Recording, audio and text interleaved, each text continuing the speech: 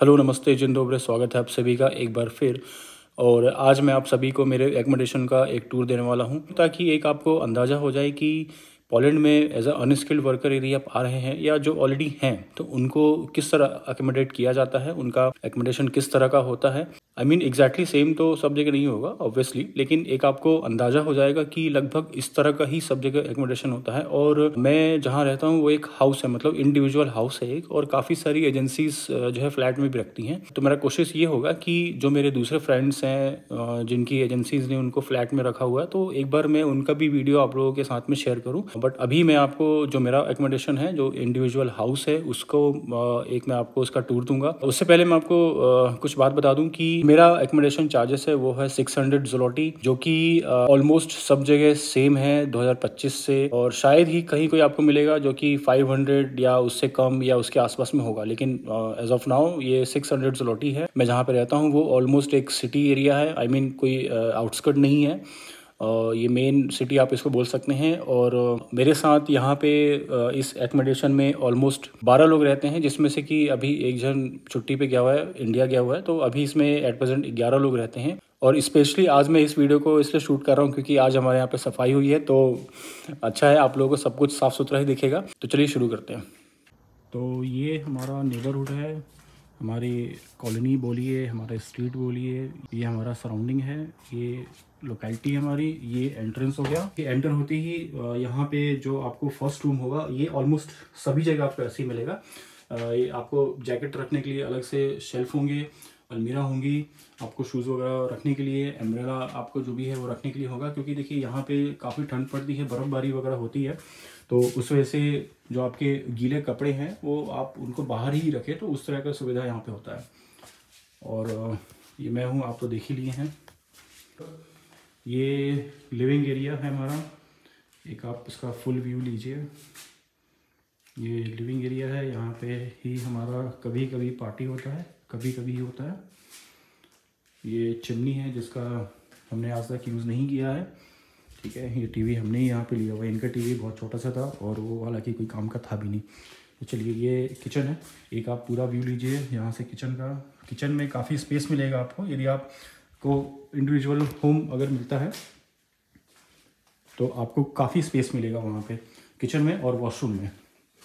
ये dining area है, ये माइक्रोवेव है, ये ऑलरेडी यहाँ पर था लैंडलॉर्ड के द्वारा, और कुछ डिशेस वगैरह ऑलरेडी यहाँ पर थे।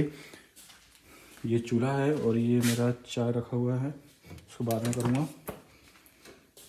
और यहाँ पे ऑलरेडी 2 फ्रिज थे बट उनको हटा दिया गया है क्योंकि लीकेज प्रॉब्लम था उनमें। ये अपस्टेयर्स, इधर डाउन है। चलिए नीचे से शुरू करते हैं। ये लाइट ऑटोमेटिक ऑन हो गया है। नीचे में एक ये वॉशरूम है इधर, ये थोड़ा सा छोटा वॉशरूम है, बस ये यहाँ पे ख़त्म है। ये नहाने का है, शावर, हैंड शावर मिलेगा आपको। ये हमारा लॉन्ड्री एरिया है, 2 वॉशिंग मशीन है जिनमें से एक ख़राब है, एक चालू है। ये यहाँ पे देखिए कपड़े रखे हुए हैं हमारे इंडियन स्टाइल में, जो कि रखना मना है बट स्टिल क्या बोल सकते हैं। ये इनका पता नहीं ये रूम क्यों है, शायद कबाड़ रखने के लिए होगा, जो इनके एक्स्ट्रा आइटम होंगे उनके लिए। एक रूम ये है, इस रूम में 3 लोग हैं और ये लोग अभी शायद शिफ्ट में गए हुए हैं, तो इस वजह से ये रूम बंद है, लॉक है, मैं आपको नहीं दिखा पाऊँगा। और ये है, ये बेसिकली इनका गराज हुआ करता था और अभी ये हमारे इस काम आता है, कपड़े सुखाने के और जो भी हमारी एक्स्ट्रा एक्टिविटी है उसके काम आता है। ये 2 फ्रिज है जो मैंने आपको बताए थे। और ये हमारा हो गया सैलून, यहाँ पे हमारा जो भी है बाल वाल कटना होता है।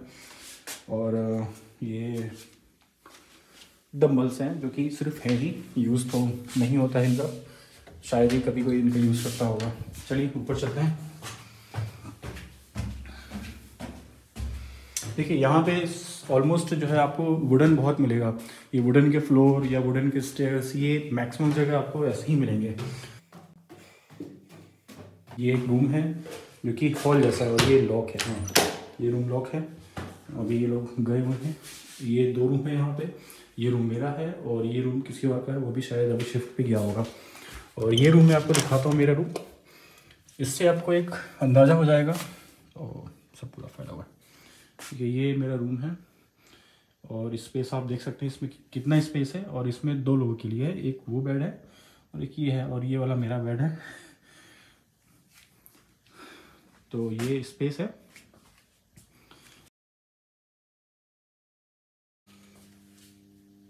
तो ये वॉशरूम है।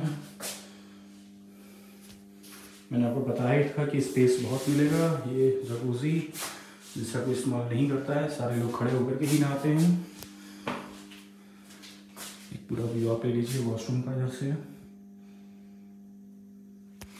तो देखिए, आपको काफ़ी लोगों का मेरा मुझसे सवाल था। अच्छा, एक चीज़ और, ये हॉल है।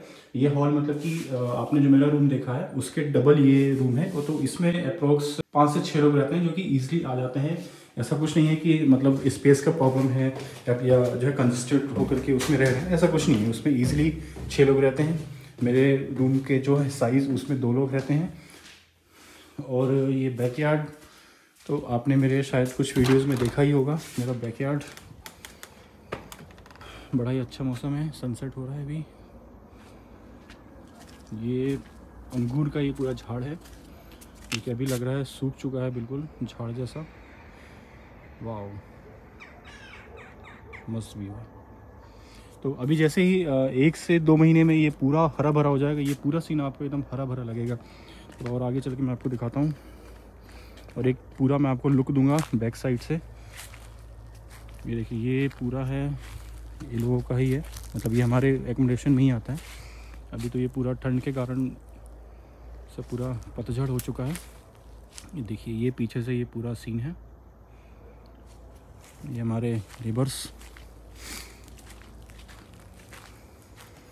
अभी जैसे ही 1 महीने बाद ऑलमोस्ट जब वसंत वगैरह स्टार्ट होंगे तो ये सब आपको हरा भरा हो जाएगा। मैं आपको दिखाऊंगा उस टाइम भी ये वीडियो। तो जैसा कि आप सभी ने देख ही लिया है कि इस एकोमोडेशन में कितना स्पेस है इस घर में। और इसमें मात्र अभी जो है फ़िलहाल 11 लोग रहते हैं। और मुझसे काफ़ी लोगों का सवाल था कि एकोमोडेशन दिखाने के लिए उनको ये देखना था कि वर्कर्स को किस तरह यहाँ पे रखा जाता है, उनको रूम किस तरह दिया जाता है, एक रूम में कितने लोगों को रखा जाता है, और मतलब यहाँ पे क्या कंडीशन है, किस तरह से आपको एकोमोडेट किया जाता है। बेसिकली आप लोगों को ये जानना था। तो मुझे उम्मीद है कि आप लोगों को काफ़ी कुछ अंदाज़ा हो गया होगा कि यहाँ पे यदि आप अनस्किल्ड आते हैं तो आपको किस तरह से रूम दिया जाएगा, किस तरह से आपको रखा जाएगा। और सब कुछ स्पेस पे डिपेंड करता है कि यदि आपके रूम में 2 लोगों के लिए स्पेस है तो ऐसा नहीं कि उसमें 4 लोगों को ठूंस दिया जाएगा, ऐसा कुछ नहीं होगा। गल्फ़ में और यहाँ में बहुत अंतर है।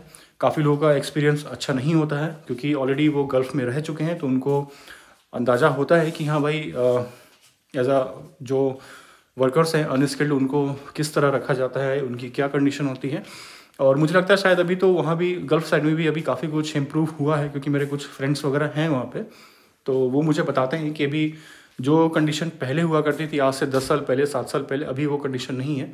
अभी वहाँ पे भी थोड़ा इस टाइप की चीज़ों पे ध्यान दिया जा रहा है। जो आपकी बेसिक चीज़ें हैं, एमिनिटीज़ हैं, उन पे ध्यान दिया जा रहा है। तो अभी इसमें कितनी सच्चाई है, कितना इम्प्रूवमेंट हुआ है, ये तो मुझे एग्जैक्ट नहीं पता है, बट मैंने जैसे सुना है उस हिसाब से मैं आपको बता रहा हूँ।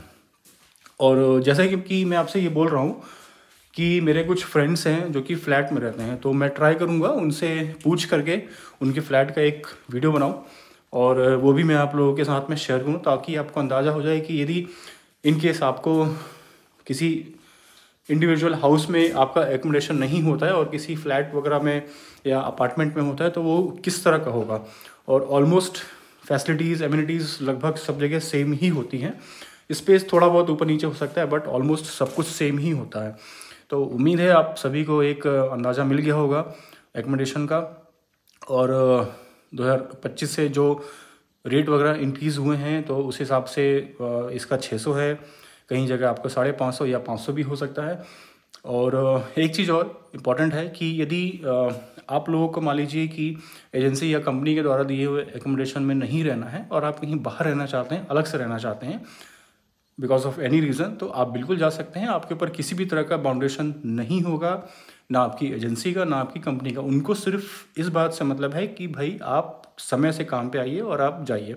आप कहाँ रह रहे हैं उनके दिए हुए एकोमोडेशन के अलावा वो तो खैर आपका डिसीजन होगा उसमें ना रहना, तो वो उनसे उनको कोई मतलब नहीं कि आप कहाँ रह रहे हैं और कहाँ नहीं रह रहे हैं। तो आप बिल्कुल जा सकते हैं, बट उसमें ये है कि जैसे यहाँ पे आपको 600 लग रहा है, तो अभी मैं जिस एरिया में हूँ, यदि मैं इस एरिया की बात करूँ तो अप्रॉक्स यदि आप एक रूम लेंगे तो एक रूम का आपको चार्ज पड़ेगा 1500 अप्रॉक्स, मतलब कि 1300, 1500, 1800 ज़लोटी आपको मंथली उसका चार्ज होगा। और उसमें आपको क्या मिलेगा, उसमें आपको एक सिंगल रूम मिलेगा, जैसे कि आपने मेरा रूम देखा है उसमें 2 बेड है, तो आपको उस टाइप का या उसके थोड़ा बहुत हो सकता है कि बड़ा आपको एक रूम मिले जो कि आपका पर्सनल होगा। बट जो किचन और वॉशरूम होंगे वो आपको शेयर करने होंगे अदर रूममेट्स के साथ में। रूममेट्स मतलब जो अदर रूम है उनमें जितने भी लोग होंगे उन सब के साथ में आपको शेयर करना पड़ेगा।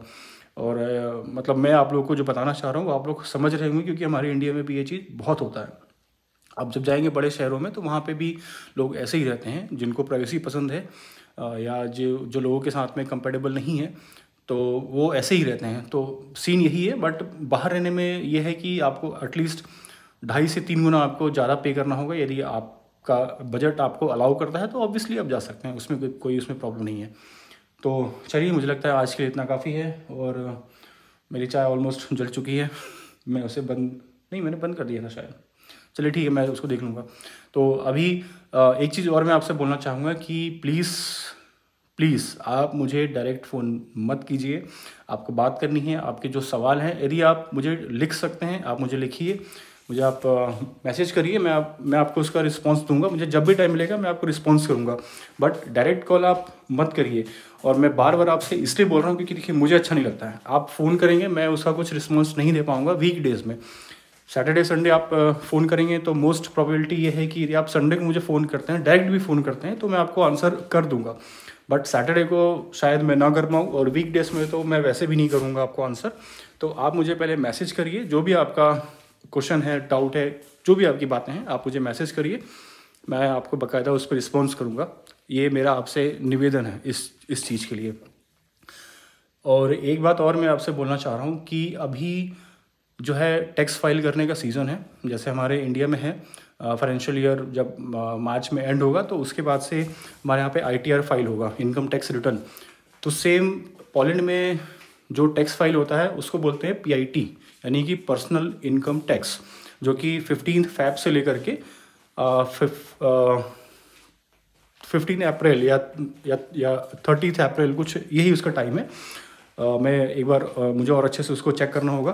तो अभी यहाँ पे सीज़न चल रहा है टैक्स फाइल करने का। सीज़न मतलब कि अभी टाइम है, तो अभी टैक्स फाइल करना है। तो उसके ऊपर एक मैं आपको जो है वीडियो शेयर करूँगा कि टैक्सेशन यहाँ पे क्या है, इंडिविजुअल आपको कितना टैक्स पे करना होगा, एज अ अनस्किल्ड में आपको कितना टैक्स पे करना होता है, एज अ स्किल्ड वर्कर आपको कितना टैक्स पे करना होता है, आप यदि कुछ यहाँ पे बिजनेस करना चाहते हैं, या मतलब यहाँ पे जितनी भी तरह की एक्टिविटी आप करेंगे तो उसके लिए क्या टैक्स है, कितना टैक्स है, रिम्बर्स्ड होके आपको कितना मिल सकता है वापस, मतलब टैक्सेशन के बारे में बेसिकली मैं आपको एक पूरा वीडियो बनाऊंगा, आप लोगों के साथ में शेयर करूंगा। तो आप जो है बने रहिए मेरे साथ में।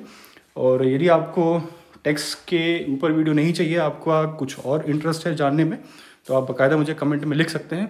तो चलिए, इस वीडियो को और लंबा ना खींचते हुए मिलते हैं अगले वीडियो में। तब तक के लिए नमस्ते, जय हिंद।